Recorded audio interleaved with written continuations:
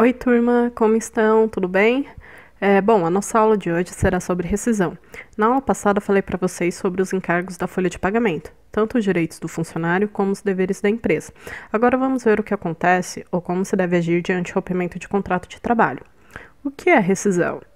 A rescisão nada mais é do que o fim do contrato de trabalho e encerramento do vínculo empregatício, que pode acontecer por diversos motivos. Entre eles estão término do período contratual, por iniciativa do empregado, pode ocorrer por iniciativa do empregado, mas com justa causa, ou seja, que acaba acarretando em rescisão indireta, pode ser por iniciativa do empregador, sem justa causa, ou ainda por iniciativa da empresa, mas com justa causa, por culpa recíproca, e eu vou falar um pouco mais disso no decorrer da aula, e pode também ser de comum acordo. Essa modalidade ela é nova, né? Ela foi criada pela reforma trabalhista em 2017. Então vamos continuar a aula. Prazo para pagamento da rescisão contratual. De acordo com o artigo 477, inciso 6º da Consolidação das Leis Trabalhistas, o prazo para pagamento das verbas rescisórias será de 10 dias, contados da data de demissão, quando não houver aviso prévio, ou caso o trabalhador seja indenizado ou dispensado. Nos casos de cumprimento do aviso prévio, esse pagamento deverá ser feito no dia útil imediato ao término do contrato, ou seja, se hoje foi meu último dia trabalhado, que eu cumpri meu aviso prévio, hoje é o dia que eu tenho que receber todo o meu saldo rescisório, ok? Devemos nos atentar a estes prazos, pois conforme determina no artigo 477, inciso 8, o descumprimento dessa determinação dará o direito de o empregado receber do empregador uma multa em valor equivalente ao seu salário. Agora, para entender melhor os termos da rescisão contratual e como ocorre o pagamento de cada verba, acompanhe o próximo slide. Itens para rescisão. Então, o que a gente precisa, né? Ou o que consta para a rescisão? Aviso prévio, salário, horas extras, férias vencidas, férias proporcionais, o 13º salário proporcional e a multa do FGTS. Lembrando que para calcular a rescisão, utilizaremos muitos dos cálculos que aprendemos na aula anterior. Agora falaremos especificamente de cada item. Aviso prévio. O aviso prévio está previsto no artigo 487 da CLT e é uma obrigação das duas partes, tanto a empresa como o funcionário. O aviso permite ao funcionário e à empresa que se programem em relação ao término do contrato de trabalho. São 8 dias, se o pagamento for efetuado por semana ou tempo inferior, e cerca de 30 dias aos que recebem por quinzena ao mês. Ainda no artigo 487 da CLT, inciso 1 está previsto: a falta do aviso prévio por parte do empregador dá ao empregado o direito aos salários correspondentes ao prazo do aviso, garantida sempre a integração desse período no seu tempo de serviço. Inciso 2, a falta de aviso prévio por parte do empregado dá ao empregador o direito de descontar os salários correspondentes ao prazo respectivo. Ou seja, se você cumprir o período de um mês exigido pela empresa, receberá o valor de um salário. Caso contrário, terá desconto por cada dia em que faltar, porque a empresa tem o direito de não pagar as ausências. Contudo, é possível que a empresa dispense o empregado do cumprimento do aviso, caso em que será indenizado. Por fim, o patrão pagará o valor que seria devido pelo trabalho do empregado no período, sem que ele precise comparecer no serviço. Hora extra. Como a gente viu no vídeo anterior, a hora extra é um adicional que incide sobre a hora comum da sua jornada de trabalho. Então, são 50% da hora comum acrescido, segunda a sábado, que são conhecidos como dias úteis, e aos domingos e feriados, a hora extra corresponde a 100% da hora comum. Para mais informações, dê uma olhadinha no vídeo da aula anterior. Férias. A cada 12 meses de trabalho, chamado de período aquisitivo, o empregado tem direito a gozar de um mês de férias, recebendo o valor correspondente ao mês com adicional de 1/3, previsto na Constituição Federal. Dessa forma, se o funcionário já tiver completado um período de 12 meses no momento da rescisão, terá direito a receber o valor total das férias. Cabe destacar ainda que após o término do período aquisitivo, inicia-se o período concessivo, que são 12 meses, dentro dos quais o empregado deve gozar das férias. Após esse período, caso as férias não tenham sido concedidas, elas deverão ser pagas em dobro. Assim, é importante verificar cuidadosamente a situação das férias pendentes do empregado na rescisão contratual.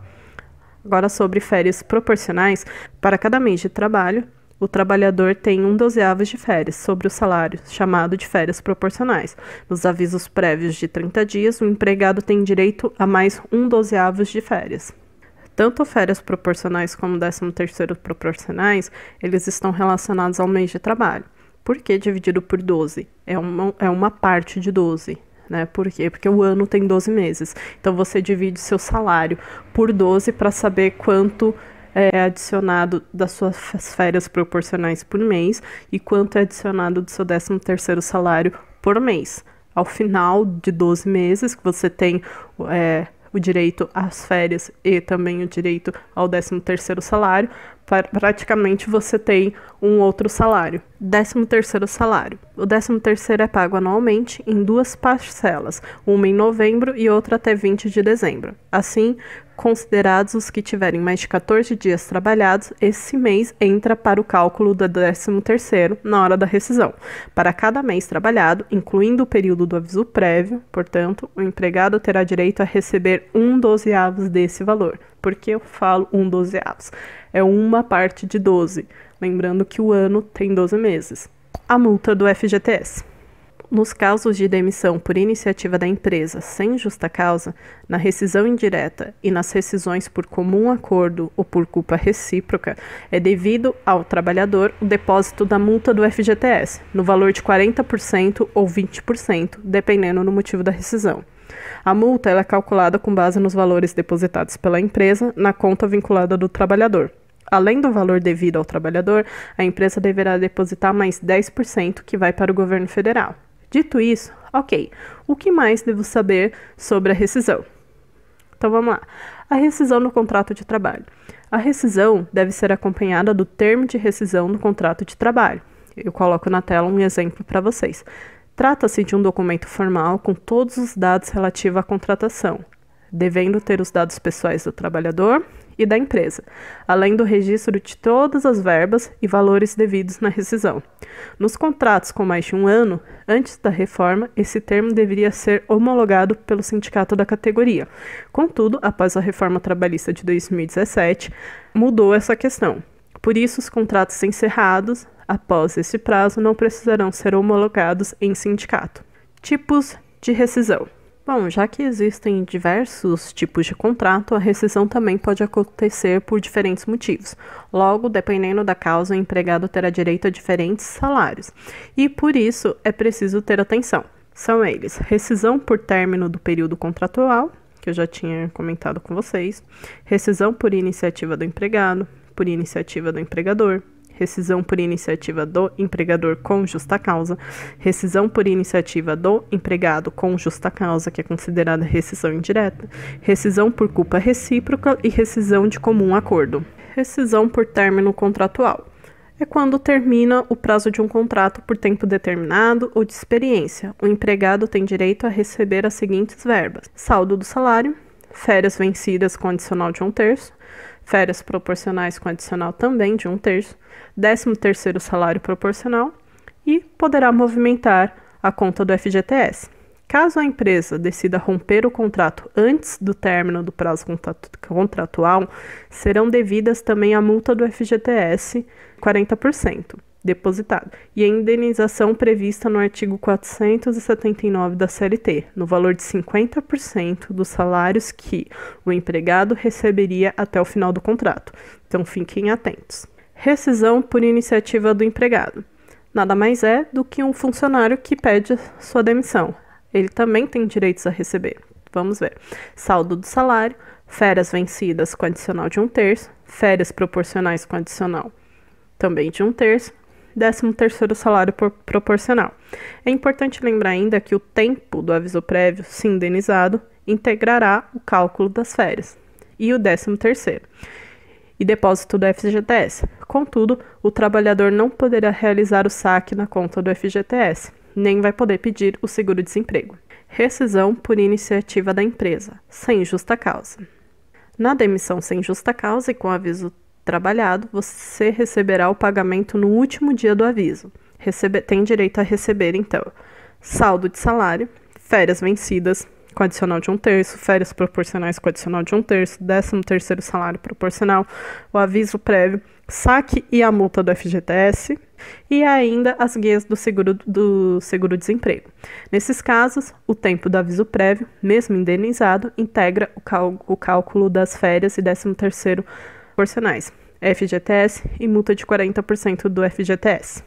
Aviso prévio indenizado é quando a empresa libera você do trabalho e por isso pagará o valor de um salário sem que você tenha que trabalhar no próximo mês.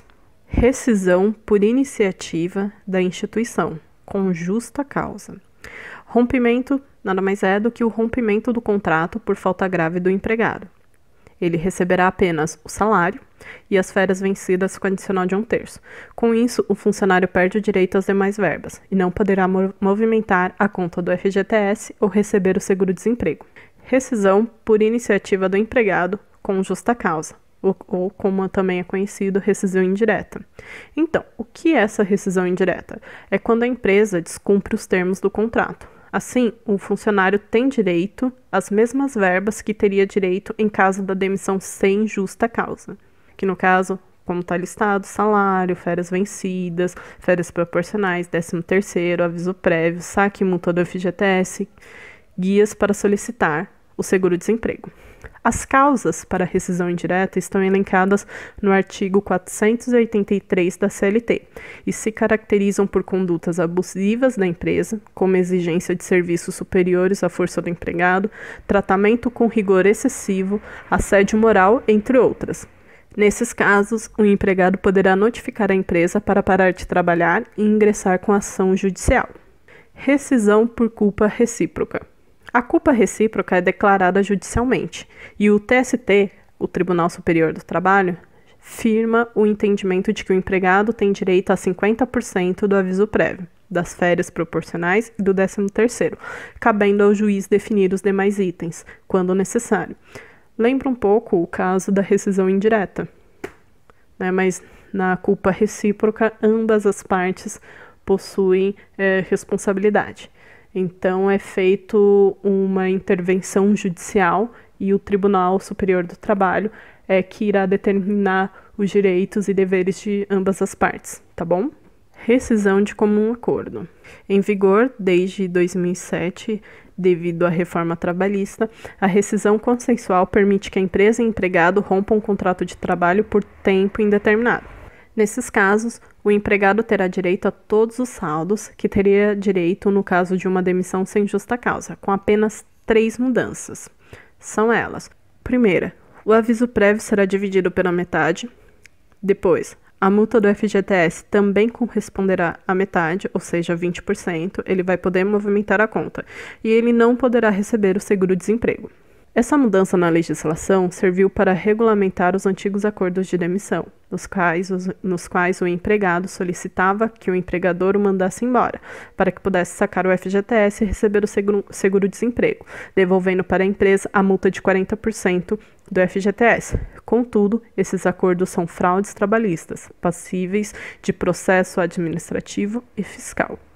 A gente falou até agora sobre os direitos que o funcionário tem numa rescisão. Mas quais também são os direitos do empregador?